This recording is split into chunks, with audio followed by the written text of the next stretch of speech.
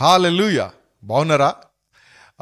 ఈరోజు మీ ముందుకు రావడానికి ప్రాముఖ్యమైన ఉద్దేశం ఏంటంటే, ప్రతి సంఘానికి ఒక సలహా లేదంటే ఒక సూచన ఇవ్వాలని నేను ఆశపడుతూ ఉన్నాను. ఇది కేవలము నా అభిప్రాయము, నా సూచన తప్ప ఇది మిమ్మల్ని అందరినీ ఖచ్చితంగా చేయమని నేను ఎవరిని చెప్పట్లేదు. బట్ నా అభిప్రాయాన్ని మీకు తెలియజేస్తాను. అవకాశం ఉంటే, ఇష్టమైతే దాన్ని తీసుకోవడానికి ప్రయత్నించేయండి.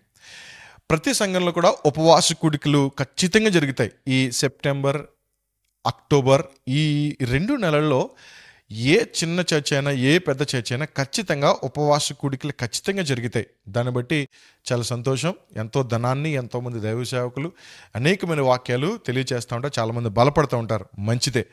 అయితే మనము జనరేషన్కి తగ్గట్లుగా లేదంటే మనుషుల యొక్క సైకాలజీని అనుగుణంగా మనం ఏర్పాటు చేస్తున్నటువంటి కూడికల్లో కొన్ని చిన్న చిన్న మార్పులు చేయగలిగితే ఇప్పుడున్నటువంటి కొంతమంది యవనస్తులకు వాక్యం పట్ల ఆసక్తి కలుగుతుందని నా అభిప్రాయం. అదేంటంటే, జనరేషన్ని మనము డివైడ్ చేయగలిగితే జనరేషన్ జెన్ జెడ్, జెన్ బీటా, జెన్ ఆల్ఫా అని డిఫరెంట్ టైప్ ఆఫ్ జనరేషన్స్ని మనము చూస్తూ ఉంటాం. మీరు గూగుల్లోకి వెళ్ళి చూస్తూ ఉంటే చాలా విషయాలు కనబడుతూ ఉంటాయి. అయితే నేను అన్ని జనరేషన్ గురించి మాట్లాడలేదు, కానీ ప్రతి చర్చ్లో కూడా, ప్రతి సంఘంలో కూడా ఈ జెన్ జెడ్ అనేటువంటి యవనస్తులు ఖచ్చితంగా ఉంటారు. ఈ జెన్ జెడ్ అనేటువంటి యవనస్తుల యొక్క వయసు ఏ కొలమానంలో ఉంటుందంటే 1997 నుంచి 2010 ఈ సంవత్సరంలో పుట్టిన వారందరిని కూడా జెన్ జెడ్ అని పిలుస్తారు. అంటే 15 సంవత్సరాల నుంచి 30 సంవత్సరాల లోపు కలిగినటువంటి యవనస్తులందరినీ కూడా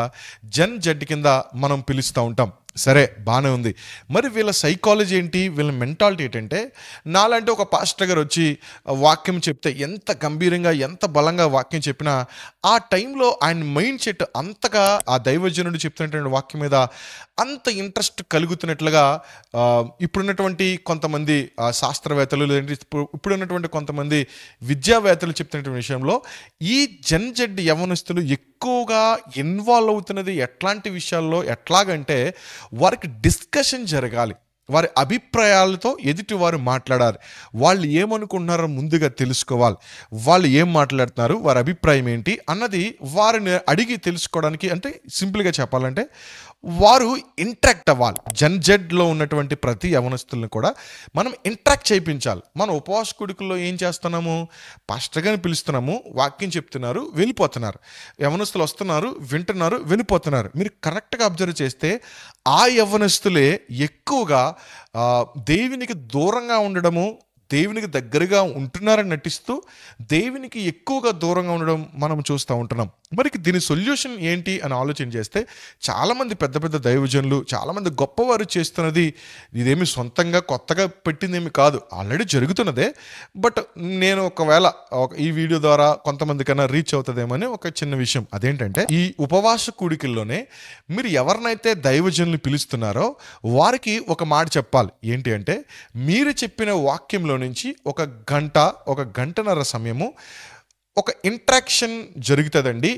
కొంతమంది యవనస్తులు కానీ, సంఘబిడ్డలు కానీ, వారికి ఉన్న ప్రశ్నలు మీరు చెప్పిన వాక్యంలో నుంచే, మీరు ఏదైతే వాక్యం చెప్తున్నారో ఆ వాక్యంలో నుంచే వారికి అర్థమైన విషయాలు కానీ, ప్రశ్నలు ఏమైనా ఉంటే కానీ, లేదంటే ఏమైనా అర్థం కాకపోతేనో, ఇలాంటివి కొంత ఇంట్రాక్షన్ మీకు జరుగుతుందండి అని దైవ సేవకులకి చెప్పి వారికి తీసుకురావడం.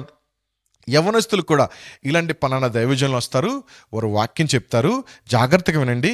ఆ వాక్యంలో నుంచి మీకేమైనా అర్థమైన పాయింట్లు ఉంటే వారికి తెలియచేయండి, అర్థం కాని పాయింట్లు ఉంటే అడగండి, ప్రశ్నలు ఏమైనా ఉంటే మీరు అడగండి. ఒకవేళ వారు ఏమైనా తప్పుగా చెప్పినా, లేదంటే మీరు ఇంతకుముందు ఏమైనా తప్పుగా అర్థం చేసుకుని వారు ఇప్పుడు కరెక్ట్గా చెప్పినా మీరు ఇంట్రాక్ట్ అవుతూ ఉండండి అని చెప్పి యవనస్తులకు చెప్పాలి.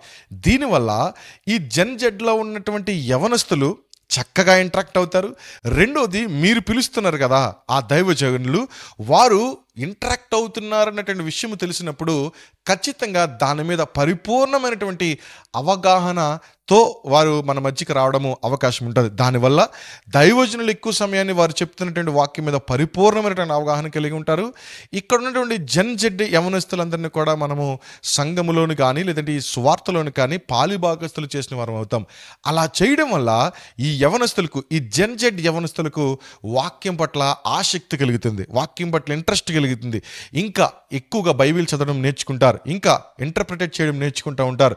దాన్ని ఇంకా ఏ విధంగా ఒరిజినల్గా ఎలా ఉంది, దాని మూల భాషలు ఏంటి, ఇట్లా ప్రతి వాటి పట్ల ఈ జెన్ జెడ్ని కనుక మనము షైన్ చేయగలిగితే, వారిని మరలా చెప్తున్నాను, ఇట్లా కూర్చుని ఇక్కడ స్టేజ్ మీద ఒక పాస్టర్ గారు కూర్చుని చెప్పుకుంటూ వెళ్ళిపోతూ ఉంటే 97 కంటే ముందు పుట్టిన వాళ్ళు చాలా ఎమోషనల్గా చాలా చక్కగా తీసుకోగలుగుతారేమో.